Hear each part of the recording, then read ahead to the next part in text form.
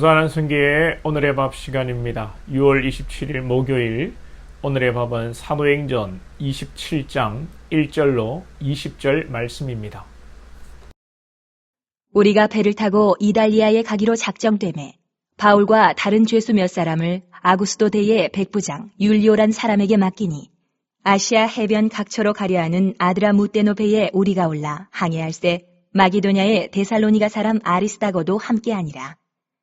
이튿날 시돈에 대니 율리오가 바울을 친절히 대하여 친구들에게 가서 대접받기를 허락하더니 또 거기서 우리가 떠나가다가 맞바람을 피하여 구브로 해안을 의지하고 항해하여 길리기아와 밤빌리아 바다를 건너 루기아의 무라시에 이르러 거기서 백부장이 이달리아로 가려 하는 알렉산드리아 배를 만나 우리를 오르게 하니 배가 더디가 여러 날 만에 간신히 니도 맞은편에 이르러 풍세가 더 허락하지 아니하므로 살몬의 앞을 지나 그레데 해안을 바람막이로 항해하여 간신히 그 연안을 지나 미항이라는 곳에 이르니 라세아시에서 가깝더라. 여러 날이 걸려 금식하는 절기가 이미 지났으므로 항해하기가 위태한지라. 바울이 그들을 권하여 말하되 여러분이여, 내가 보니 이번 항해가 하물과 배만 아니라 우리 생명에도 타격과 많은 손해를 끼치리라 하되 백부장이 선장과 선주의 말을 바울의 말보다 더 믿더라. 그 항구가 겨울을 지내기에 불편하므로 거기서 떠나 아무쪼록 베닉스에 가서 겨울을 지내자 하는 자가 더 많으니 베닉스는 그레데 항구라. 한쪽은 서남을 한쪽은 서북을 향하였더라. 남풍이 순하게 불매 그들이 뜻을 이룬 줄 알고 닻을 감아 그레데 해변을 끼고 항해하더니 얼마 안 되어 섬 가운데로부터 유라굴로라는 광풍이 크게 일어나니 배가 밀려 바람을 맞추어 갈 수 없어 가는 대로 두고 쫓겨가다가 가우다라는 작은 섬 아래로 지나 간신히 거루를 잡아 끌어올리고 줄을 가지고 선체를 둘러 감고 스르디스에 걸릴까 두려워하여 연장을 내리고 그냥 쫓겨가더니 우리가 풍랑으로 심히 애쓰다가 이튿날 사공들이 짐을 바다에 풀어버리고 사흘째 되는 날에 배의 기구를 그들의 손으로 내버리니라.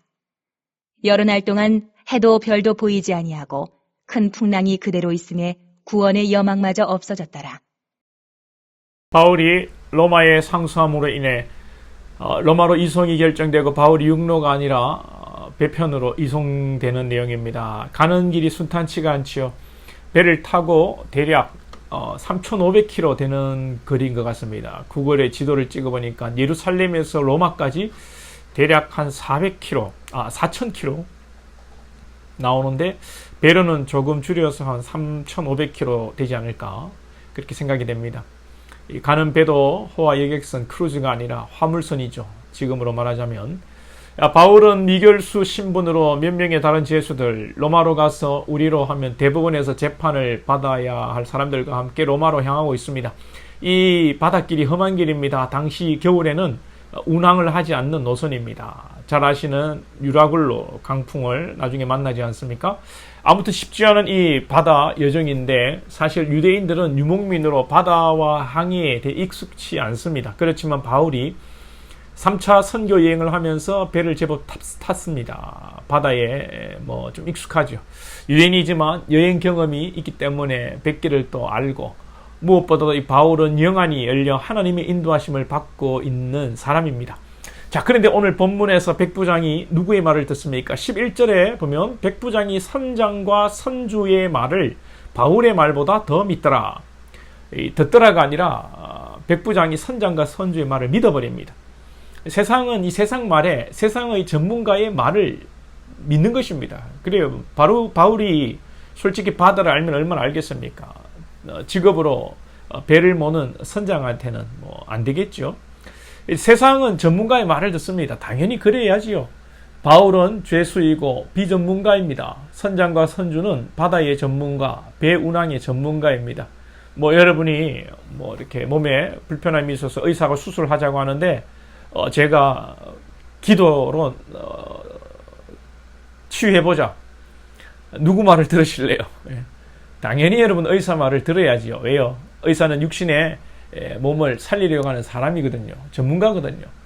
그런 내용을 잘 살펴보면 오늘 중요한 것이 무엇이겠습니까? 오늘 왜 이 사람들이 바울의 말을 안 듣고 선주와 선장의 말을 듣습니까? 오늘 말씀을 가지고 유추해 보면 바울은 지금 운항을 하면 안 된다고 합니다. 그 이유는 10절에 나옵니다. 지금 운항을 하면 화물에도 문제가 되고 배도 문제가 되고 우리 생명에도 타격과 손해가 있다. 즉 사람이 목숨이 앞으로 위험하게 된다. 근데 이 선장과 선주는 지금 가야 한다는 것입니다. 지금 가야 이 화물들 제값을 받을 수 있다는 거죠. 더 머물면 숙박비도 많이 들고 기름값도 정박비도 더 많이 든다는 것입니다. 돈 때문에 가자는 것입니다. 바울의 말을 들어야 하는 이유는 바울이 신령해서가 아니라 바울은 생명을 소중히 여기고 사람을 살리는 말을 했기 때문입니다. 우리가 기도하면서 미래가 보이고 기도하면서 신령한 방언을 하고 그래서 응답받는 일도 있지만 하나님의 기준은 사람을 살리느냐 죽이느냐의 문제입니다. 우리는 사람을 영적으로 육적으로 살리는 일을 하고 살리는 말을 하고 살리는 생각을 해야 합니다. 그런데 죄악에 물든 인간들은 사람보다 눈에 보이는 재물이 먼저입니다. 눈에 보이는 땅이 먼저입니다. 눈에 보이는 건물이 먼저입니다. 이 욕심이 사람을 죽이고 아프게 하고 착취하게 하고 욕심이 잉태한 즉 죄를 낳고 죄가 장성한 즉 사망을 낳느니라. 정말 사람이 욕심이 많고 어리석습니다. 어느 사람이 자전거 2천만 원짜리를 타고 저 해운대 달맞이 고개를 가다가 언덕 아래로 뒹굴렀습니다. 자전거 다칠까봐 자전거를 꼭 껴안고 자기는 갈비뼈가 3개나 나가서 해운대 백병원에 입원했다고 합니다. 실제 이야기입니다. 이 시대는 생명보다 물질이 우선이고 사람보다 우선순위가 많습니다. 아빠들은 집에서 키우는 짐승보다도 서열이 낮습니다. 또 짐승이라고 했다고 저를 욕할지 모르겠습니다. 저와 여러분이 이 물질 만능의 시대를 살고 있지만 시대를 분별하고 사람을 살리는 하나님의 백성 되기 소망합니다. 가장의 길을 살리고 또 아내의 인격을 살리고 자녀의 또 소중한 그 존재를 살리고 그렇죠. 그래서 가정을 살리고 남편을 살리고 아내를 살리고 자녀를 살리고 교회를 살리는 축복의 통로들이 다 될 수 있기를 소망합니다. 기도드리겠습니다. 하나님 아버지, 많은 세속적인 주의가 있습니다. 물질 만능주의, 외모 지상주의, 학벌 만능주의. 하나님, 이런 세태 속에서 시대의 풍조에 물들지 않게 하시고 우리가 어떻게 하면 사람을 살리고 하나님의 질서를 살리고 세워가고 가정과 교회를 생명으로 살려갈 것인가 고민하며 애쓰는 우리 모든 권속들 될 수 있도록 축복해 주옵소서. 예수님의 이름으로 기도하옵나이다. 아멘.